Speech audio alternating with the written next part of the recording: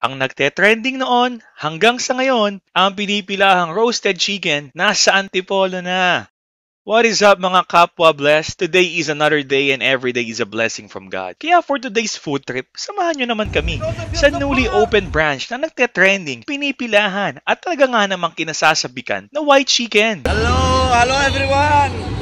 Welcome in Antipolo branch! Now with you! Because of your love, we are here! Thank you for the support! Why chicken? Why not?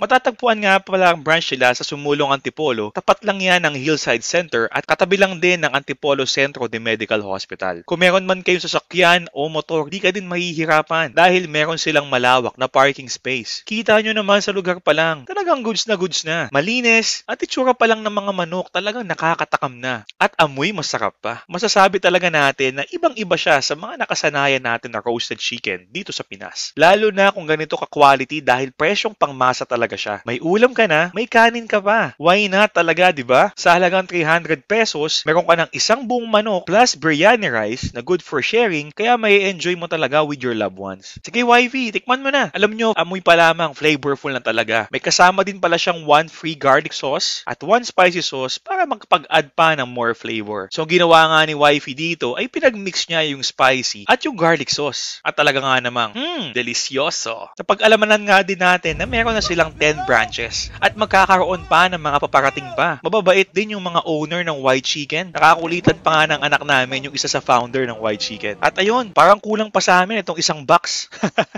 And now we know why. Alam namin na curious din kayo. So kaya subukan nyo din at dumayo na kayo dito sa White Chicken Antipolo. Hanggang dito na lamang. Paalam mga kapwa blessed.